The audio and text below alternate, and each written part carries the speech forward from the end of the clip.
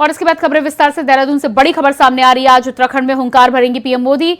प्रधानमंत्री नरेंद्र मोदी आज करेंगे उत्तराखंड का दौरा। रुद्रपुर में जनसभा को करेंगे संबोधित।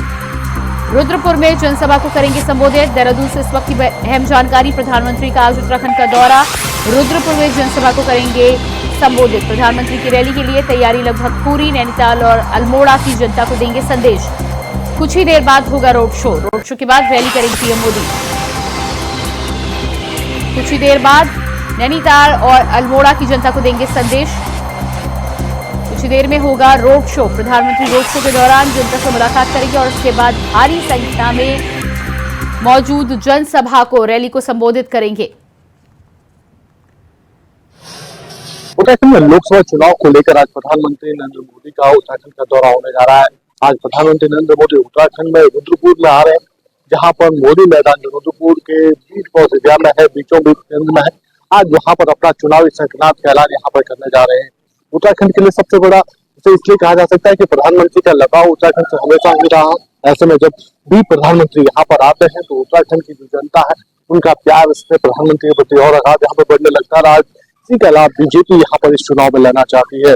बीजेपी की तरफ से इस प्रधानमंत्री की इस रैली को सफल बनाने की पूरी तैयारी यहाँ पर कर ली गई है। रुद्रपुर मैदान को किस प्रकार से आम जनता के लिए भरा जा सकता है उसकी पूरी तैयारी यहाँ पर बीजेपी ने कर ली गई है। लगभग 1 लाख भीड़ को जुटाने का लक्ष्य बीजेपी की तरफ से यहाँ पर रखा गया है, ताकि यहाँ पर प्रधानमंत्री की इस रैली को सफल बनाया जा सके। चुनाव में जो बीजेपी का जो संदेश है कि जनता बीजेपी के साथ है, बीजेपी की नीतियों से खुश है, बीजेपी सरकार की जो नीतियां उससे खुश है, उसका संदेश देने का काम यहाँ पर किया जाएगा। आज प्रधानमंत्री नरेंद्र मोदी अपने रुद्रपुर की रैली से उत्तराखंड की दो लोकसभा सीटें हैं, पिथौरागढ़ अल्मोड़ा जो लोकसभा सीट है उसका आगाज यहाँ पर करेंगे। दूसरी तो नैनीताल उधम सिंह नगर की जो लोकसभा सीट है उसका भी आगाज यहाँ से प्रधानमंत्री की तरफ से किया जाएगा। कोशिश यही है बीजेपी संगठन की कि प्रधानमंत्री की रैली को सफल बनाया जा सके और प्रधानमंत्री की तरफ से जो संदेश यहाँ पर दिया जाएगा उत्तराखंड की 5 लोकसभा सीटें और उत्तराखंड से लगी उत्तर प्रदेश की जो सीट है उन पर बड़ा मैसेज देने का काम यहाँ पर किया जाएगा, ताकि बीजेपी इस चुनाव में बड़ी जीत हासिल कर सके। Cameraman India vice Rudrapur. आज की तैयारियां आप ठीक आपके सामने हैं। जिस तरीके से तैयारियां युद्ध स्तर पर हमने 2 दिन के अंदर की है, निश्चित रूप से जनता का प्यार और इसने मोदी जी को, माननीय हमारे प्रदेश के यशस्वी मुख्यमंत्री धामी जी को मिला है। और मुझे लगता है कि जिस तरीके की तैयारियां और हमारी जनता का प्यार हमें मिल रहा है, तो ये जितनी हमारी चाल रैलियां इससे पहले हो चुकी है, ये सबसे ऐतिहासिक रैली होगी।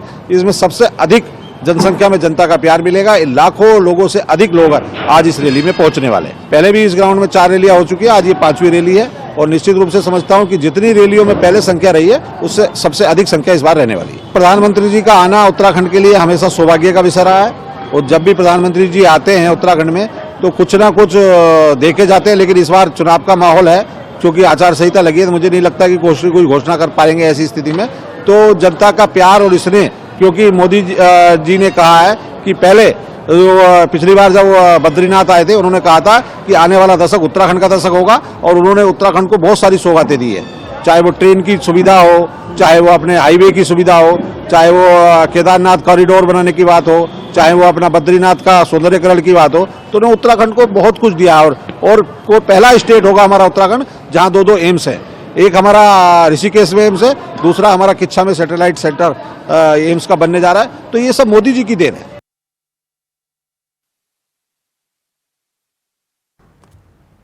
तो उत्तराखंड में आज हुंकार भरेंगे पीएम मोदी। प्रधानमंत्री नरेंद्र मोदी की जनसभा को लेकर भारी संख्या में तैयारी वहां पर की जा रही है। अल्मोड़ा नैनीताल में जनसभा को संबोधित करते हुए नजर आएंगे प्रधानमंत्री नरेंद्र मोदी। इससे पहले रोड शो करके जनता के बीच भी पहुंचेंगे पीएम मोदी। तो विजय शंखनाद रैली का आयोजन भारतीय जनता पार्टी के कार्यकर्ताओं के द्वारा किया गया है। प्रधानमंत्री नरेंद्र मोदी की रैली में भारी संख्या में लोगों के शामिल होने को लेकर आशा जताई जा रही है। बताया जा रहा है कि अभी तक उत्तराखंड में जितने भी कार्यक्रम किए गए थे उनसे ज्यादा भारी संख्या में लोग आज प्रधानमंत्री नरेंद्र मोदी को सुनने के लिए आएंगे। करीब 1 लाख से अधिक लोगों के आने का लक्ष्य रखा गया है। उसी के आधार पर भारतीय जनता पार्टी के कार्यकर्ताओं के द्वारा तैयारी प्रधानमंत्री की रैली को लेकर की जा रही है। रुद्रपुर में जनसभा करेंगे, इसके अलावा अल्मोड़ा और नैनीताल में भी प्रधानमंत्री जनसभा करेंगे। आज नैनीताल और अल्मोड़ा की जनता को देंगे संदेश। इससे पहले रोड शो के दौरान प्रधानमंत्री नरेंद्र मोदी लोगों के बीच पहुंचकर लोगों का अभिवादन भी करेंगे।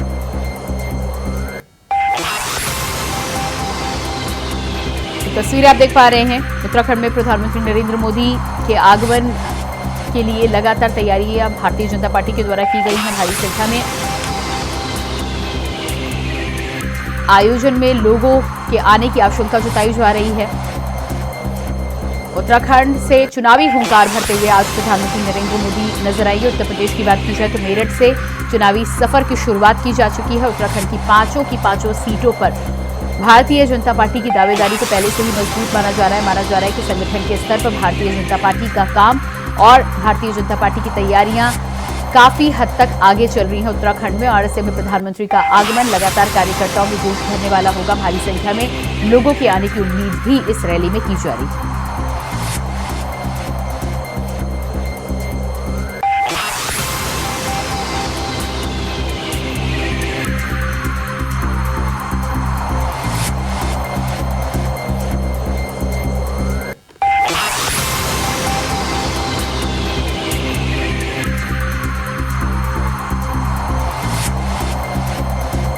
तो कुछ ही देर में होना है प्रधानमंत्री का रोड शो। उत्तराखंड में प्रधानमंत्री के कार्यक्रम को लेकर तैयारियां जोरों शोरों पर।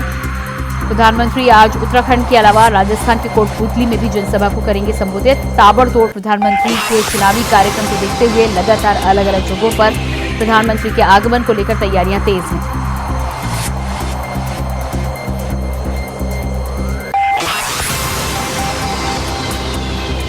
और इसी बीच आपको सुनाते हैं कि भारतीय जनता पार्टी के नेताओं का प्रधानमंत्री के आगमन को लेकर क्या कहना है। तैयारियां अब ठीक आपके सामने हैं। जिस तरीके से तैयारियां युद्ध स्तर पर हमने 2 दिन के अंदर की है, निश्चित रूप से जनता का प्यार और स्नेह मोदी जी को, माननीय हमारे प्रदेश के यशस्वी मुख्यमंत्री धामी जी को मिला है। और मुझे लगता है कि जिस तरीके की तैयारियां और हमारी जनता का प्यार हमें मिल रहा है, तो ये जितनी हमारी चाल रैलियां इससे पहले हो चुकी है, ये सबसे ऐतिहासिक रैली होगी। इसमें सबसे अधिक जनसंख्या में जनता का प्यार मिलेगा। लाखों लोगों से अधिक लोग आज इस रैली में पहुंचने वाले हैं। पहले भी इस ग्राउंड में 4 रैलियां हो चुकी है, आज ये 5वीं रैली है। और निश्चित रूप से समझता हूं कि जितनी रैलियों में पहले संख्या रही है, उससे सबसे अधिक संख्या इस बार रहने वाली है। प्रधानमंत्री जी का आना उत्तराखंड के लिए हमेशा सौभाग्य का विषय रहा है। और जब भी प्रधानमंत्री जी आते हैं उत्तराखंड में, तो कुछ ना कुछ देखे जाते हैं। लेकिन इस बार चुनाव का माहौल है, क्योंकि आचार संहिता लगी है, तो मुझे नहीं लगता कि कोई घोषणा कर पाएंगे ऐसी स्थिति में। तो जनता का प्यार और स्नेह, क्योंकि मोदी जी ने कहा है कि पहले पिछली बार जब बद्रीनाथ आए थे, उन्होंने कहा था कि आने वाला दशक उत्तराखंड का दशक होगा। और उन्होंने उत्तराखंड को बहुत सारी सौगातें दी है, चाहे वो ट्रेन की सुविधा हो, चाहे वो अपने हाईवे की सुविधा हो, चाहे वो केदारनाथ कॉरिडोर बनाने की बात हो, चाहे वो अपना बद्रीनाथ का सौंदर्यकरण की बात हो। तो उन्होंने उत्तराखंड को बहुत कुछ दिया। और वो पहला स्टेट होगा हमारा उत्तराखंड जहां 2 एम्स है। एक हमारा ऋषिकेश में एम्स है, दूसरा हमारा किच्छा में सैटेलाइट सेंटर एम्स का बनने जा रहा है। तो ये सब मोदी जी की देन है।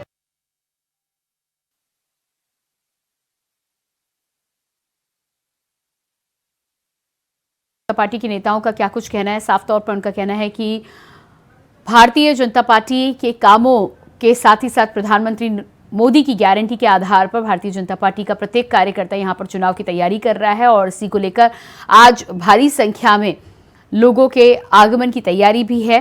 बीजेपी का एक कार्यकर्ता प्रधानमंत्री की इस रैली को लेकर उत्तराखंड में उत्साहित नजर आ रहा है। और तैयारियां आप देख पा रहे हैं किस तरह से भव्य स्तर पर प्रधानमंत्री के आगमन को लेकर तैयारियां उत्तराखंड में की जा रही हैं। और इसके बाद बात करेंगे अगली खबर को लेकर। आतिशी ने किया बड़ा दावा, बीजेपी में शामिल होने का मिला ऑफर। आतिशी के द्वारा यह बयान सामने आया है, मेरे करीबी के जरिए सूचना भेजी गई।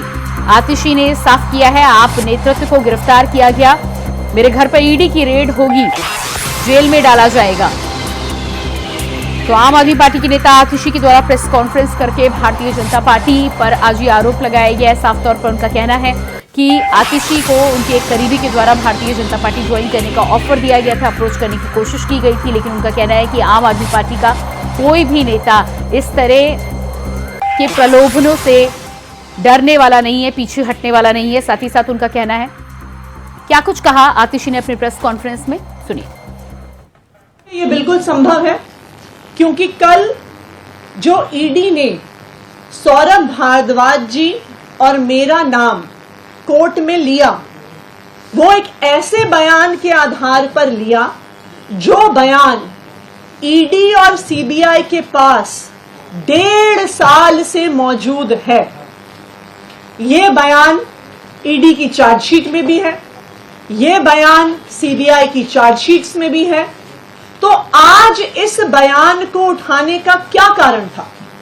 इस बयान को उठाने का कारण था कि अब भारतीय जनता पार्टी को लग रहा है कि अरविंद केजरीवाल, मनीष सिसोदिया, संजय सिंह, सत्येंद्र जैन के जेल में होने के बावजूद भी आम आदमी पार्टी एकजुटता के साथ, आम आदमी पार्टी मजबूती के साथ अभी भी जमीन पर लड़ रही है।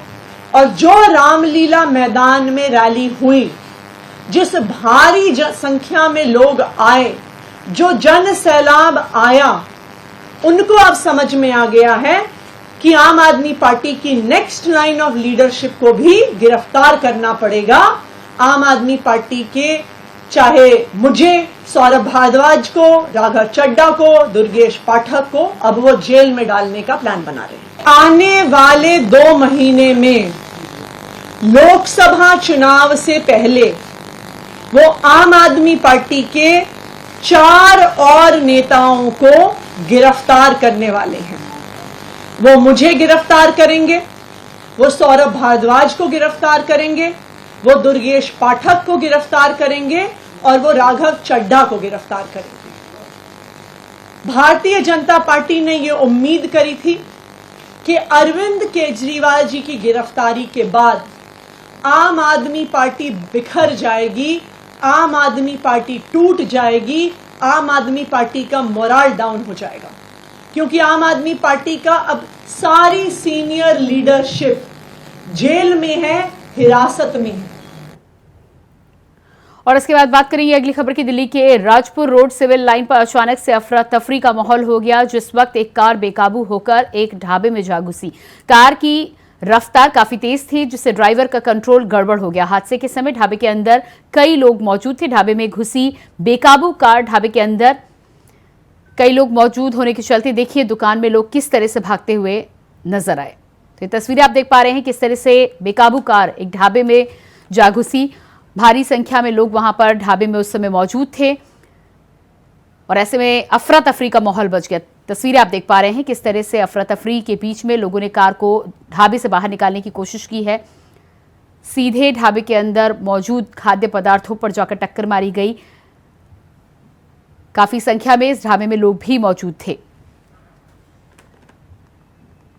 हालांकि जानमाल की हानि को लेकर अभी तक कोई सूचना इस पूरे वाकये के बाद नहीं आ रही है, लेकिन तस्वीर आप देख पा रहे हैं किस तरह से बेकाबू कार की वजह से ढाबे और साथ ही साथ अन्य कितने लोगों की जान पर खतरा बना हुआ था।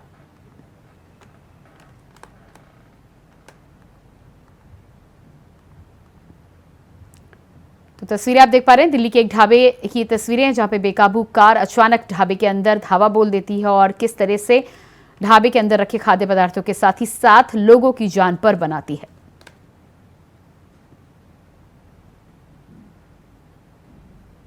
बताया जा रहा है कि घटना के वक्त ढाबे के अंदर कई लोग मौजूद थे।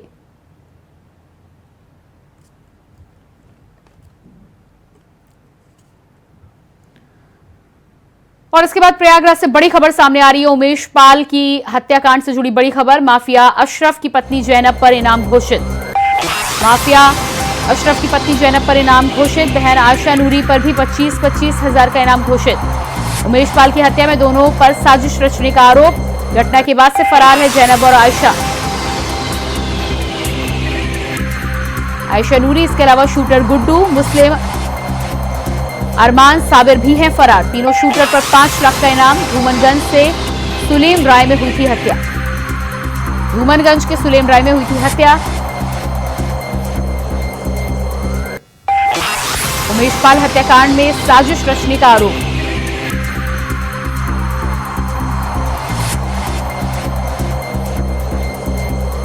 उमेश पाल हत्याकांड के बाद से, घटना के बाद से ही जिस तरह से फरार तमाम लोग चल रहे हैं, ऐसे में सभी फरार आरोपियों के ऊपर इनाम रखा गया है। तीनों शूटरों पर 5-5 लाख का इनाम। इसके अलावा जैनब और नूरी पर भी इनाम की घोषणा की गई है।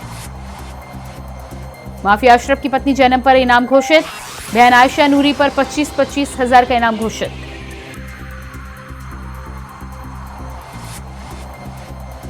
और इसी खबर पर हमारे साथ प्रयागराज से संवाददाता शोएब रिजवी लाइव जुड़ चुके हैं। जी शोएब, इस पूरे मामले में जिस तरह से उमेश पाल हत्याकांड मामले में अब आयशा नूरी और तमाम आरोपियों पर इनाम घोषित किए गए हैं, क्या कुछ है पूरी जानकारी?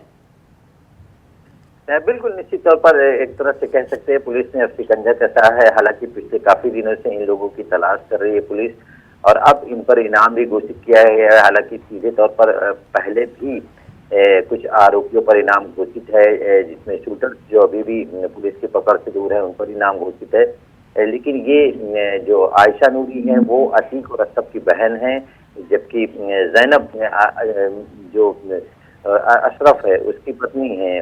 इन दोनों पर भी ये आरोप है कि इन्होंने उमेश पाल हत्याकांड साजिश में ये शामिल थी, और साथ ही साथ शूटर्स को भी मदद करने का आरोप है। इस तरह के गंभीर आरोप लगे थे, जिसके बाद से पुलिस इनको तलाश कर रही थी। इन्हें भी इस केस में आरोपी बनाया गया है, लेकिन ये पुलिस की पकड़ से दूर है। अब पुलिस ने बाकायदा इन पर दोनों पर 25-25 हजार रुपए का इनाम घोषित किया गया है। तो कहीं ना कहीं पुलिस अब इन्हें जल्द से जल्द पकड़ने की कोशिश कर रही है, और इसी वजह से इन्होंने ये प्रक्रिया में 25 हजार रुपए का इनाम घोषित किया है। चूंकि उमेश पाल हत्याकांड काफी चर्चित हत्याकांड रहा है, उसके बाद जिस तरह से हालात बने उसके थोड़े दिनों बाद ही अतीक और अशरफ की भी पुलिस कस्टडी में हत्या कर दी गई थी। उसके बाद इस घटना में तमाम तरह की जांचें आगे बढ़ी, जांच टीम बनाई गई थी, और अभी तक जो जैनब है जो अशरफ की पत्नी है, और जो आयशा नूरी है जो अतीक अशरफ की बहन है, इन दोनों को पुलिस से तलाश कर रही थी लेकिन गिरफ्तार नहीं कर सकी। अब इन पर इनाम घोषित हुआ है। तो कह सकते हैं कि पुलिस से पिछले कुछ दिनों से उसकी सरगर्मी बढ़ी है। इसी तरह अतीक की पत्नी जो है उन शाइस्ता परवीन, उनकी भी तलाश तेज की गई थी। अभी कुछ दिन पहले ही इनपुट मिला था पुलिस को, कुछ खास इलाकों में चेकिंग की गई थी लेकिन सफलता नहीं मिली थी। अब एक बार फिर से अब इन दोनों पर इनाम घोषित किया गया है। पुलिस अब कहीं ना कहीं इनको पकड़ने के लिए और तेजी दिखाएगी, और उम्मीद की जा रही है कि जल्दी पुलिस को हो सकता है कोई बड़ी कामयाबी मिले। जी बिल्कुल शोएब, इस जानकारी के लिए बहुत शुक्रिया आपका। और इसके बाद बात करेंगे अगली खबर की। मुख्यमंत्री योगी आदित्यनाथ का तूफानी दौरा, आज पीलीभीत, बदायूं और बरेली का करेंगे दौरा। बीजेपी के प्रबुद्ध सम्मेलनों को संबोधित करेंगे सीएम योगी आदित्यनाथ। सीएम योगी का एक के बाद एक लगातार दौरा। मुख्यमंत्री योगी आदित्यनाथ का तूफानी दौरा, उत्तर प्रदेश के अलग अलग जिलों में मुख्यमंत्री योगी आदित्यनाथ जिस तरह से लगातार तूफानी दौरा करते हुए नजर आ रहे हैं। आज पीलीभीत, बदायूं पहुंचेंगे सीएम योगी आदित्यनाथ। बीजेपी के प्रबुद्ध सम्मेलन को करेंगे संबोधित। बीजेपी के प्रबुद्ध सम्मेलनों को संबोधित करेंगे सीएम योगी आदित्यनाथ। सीएम योगी का एक के बाद एक तूफानी दौरा लगातार लगा हुआ है। मथुरा से मुख्यमंत्री योगी आदित्यनाथ ने अपने तूफानी दौरे की शुरुआत की, और इसके बाद आज पीलीभीत, बदायूं पहुंचेंगे, प्रबुद्ध सम्मेलनों को करेंगे संबोधित। पीलीभीत, बदायूं का दौरा। तो लगातार लोकसभा चुनावों की सरगर्मियों को देखते हुए 2024 की तैयारियों को लेकर भारतीय जनता पार्टी लगातार एक्टिव मोड में नजर आ रही है, और इसी को लेकर मुख्यमंत्री योगी आदित्यनाथ आज पीलीभीत, बदायूं और बरेली का दौरा करने के लिए प्रबुद्ध सम्मेलन में लोगों को संबोधित करने के लिए पहुंचेंगे। और इसी खबर पर हमारे साथ संवाददाता लखनऊ से ब्यूरो चीफ प्रियम पाठक जुड़ चुके हैं। जी प्रियम, मुख्यमंत्री योगी आदित्यनाथ जिस तरह से आज पीलीभीत, बदायूं और बरेली का दौरे के दौरान प्रबुद्ध सम्मेलनों को संबोधित करते हुए नजर आएंगे, क्या कुछ तैयारियां हैं और क्या अपडेट निकलकर सामने आ रहा है? लगातार लोकसभा चुनाव 2024 चूंकि उसमें कुछ ही दिनों का वक्त बचा हुआ है, तो ऐसे में उसमें उत्तर प्रदेश के अंदर जो कमान है वो योगी आदित्यनाथ संभाल चुके हैं, और लगातार इस समय उनके जो है बैक टू बैक जो है वो जिलों के दौरे हो रहे हैं, जहां पर वो जा रहे हैं और पार्टी के पक्ष में माहौल बनाने का प्रयास कर रहे हैं। प्रबुद्ध वर्ग सम्मेलन जो है वो अलग अलग जिलों में जाकर कर रहे हैं। हर रोज 3 और 4 जिलों का दौरे जो है वो मुख्यमंत्री योगी आदित्यनाथ कर रहे हैं, और विशेष तौर पर जहां जहां इलेक्शन होने हैं फेज वाइज, उस तरीके से मुख्यमंत्री योगी आदित्यनाथ के भी जो दौरे हैं वो देखने को मिल रहे हैं। और इसी के चलते आज पीलीभीत, बदायूं और बरेली 3 जिलों के दौरे पर मुख्यमंत्री योगी आदित्यनाथ रहने वाले हैं, जिसमें सबसे पहले वो पीलीभीत पहुंचेंगे, वहां पर पहुंचकर वो प्रबुद्ध वर्ग सम्मेलन करेंगे और वहां पर जो बीजेपी के प्रत्याशी हैं उनके पक्ष में माहौल बनाने का प्रयास करेंगे। पीलीभीत सीट से बीजेपी ने जतिन प्रसाद को बतौर प्रत्याशी के तौर पर जो है वहां पे मैदान से उतारा हुआ है। इससे पहले वरुण गांधी वहां से पिछली बार जो थे वो उनको बीजेपी ने उतारा था, लेकिन इस बार उनकी जगह पे जतिन प्रसाद को जो है वो मौका दिया गया है। तो आज उनके पक्ष में पूरी तरीके से माहौल बनाते हुए मुख्यमंत्री योगी आदित्यनाथ नजर आएंगे। सरकार की जो उपलब्धियां रही हैं, सरकार की जो कह सकते हैं कि जो स्टोरी रही है, सक्सेस स्टोरी रही, चाहे वो कोई भी अन्य योजनाएं रही हो, सरकार की कोई भी जिस तरीके से सरकार ने कार्य किए हैं, चाहे वो केंद्र सरकार के हो या फिर राज्य सरकार के हो, उनकी उपलब्धियों को जनता के बीच में गिनाते हुए मुख्यमंत्री योगी आदित्यनाथ नजर आएंगे। उसके बाद में वो बदायूं पहुंचेंगे, वहां पर वो जो है बीजेपी प्रत्याशियों के पक्ष में माहौल बनाने का प्रयास करेंगे और वहां पर भी जो है वो उनका पूरा माहौल जो है बीजेपी के पक्ष में बनाने का प्रयास होगा और उसमें जो सरकार की सफलताएं रही हैं, जो सरकार की उपलब्धियां हैं, उनको जनता के बीच में रेखांकित करते हुए नजर आएंगे। और उसके बाद में बरेली का उनका जो है ये दौरा होगा और उसके बाद वो लखनऊ के लिए शाम में जो है वो वापसी करेंगे। तो ये 3 जिलों का आज भी उनका दौरा जो है वो रहने वाला है। इसके अलावा अगर आप देखें तो लगातार इससे पहले भी मुख्यमंत्री योगी आदित्यनाथ पिछले दिनों से आप देखें तो हर रोज 2-3 जिलों के जो दौरे हैं वो कर रहे हैं और उसके जरिए पूरा प्रयास है कि जो चुनाव है उसको बीजेपी के पक्ष में जो है वो बनाया जा सके, सरकार की जो उपलब्धियां हैं उनको जनता तक पहुंचाया जा सके। और इसके अलावा विपक्ष किस तरीके से जो है फेल हो रहा है, उसकी कहीं ना कहीं जो नाकामियां हैं उसको भी जनता के बीच में बताते हुए मुख्यमंत्री योगी आदित्यनाथ जो है नजर आएंगे। फायर ब्रांड हिंदुत्ववादी छवि नेता के तौर पर योगी आदित्यनाथ जाने जाते हैं और लोग उनको अपने बीच में देखना और सुनना चाहते हैं और कहीं ना कहीं इसीलिए अगर देखें तो स्टार प्रचारकों की सूची में भी मुख्यमंत्री योगी आदित्यनाथ का नाम जो है वो काफी ऊपर है और इसलिए वो सभी जगह पर जो है वो जा रहे हैं। और पूरा प्रयास है कि चूंकि उत्तर प्रदेश सबसे महत्वपूर्ण है बीजेपी के लिए या किसी भी राजनीतिक दल के लिए, चूंकि 80 लोकसभा की सीटें हैं और इसलिए कहा जाता है कि यूपी जो है वो दिल्ली की दशा और दिशा तय करती है। इसलिए यहाँ पर अगर यूपी जीता तो देश जीता का जो नारा है वो कहीं ना कहीं बीजेपी देती हुई नजर आ रही है और इसलिए हर एक जिले में जाकर खुद मुख्यमंत्री योगी आदित्यनाथ जो हैं वो प्रबुद्ध वर्ग सम्मेलन कर रहे हैं और उसके जरिए कहीं ना कहीं प्रयास है कि बीजेपी के पक्ष में माहौल बनाया जाए। जी बिल्कुल प्रियम, इस तमाम जानकारी के लिए बहुत शुक्रिया आपका। और इसी के साथ फिलहाल इस बुलेटिन में इतनी खबरों के लिए बने रहिए इंडिया वॉइस के साथ। नमस्कार।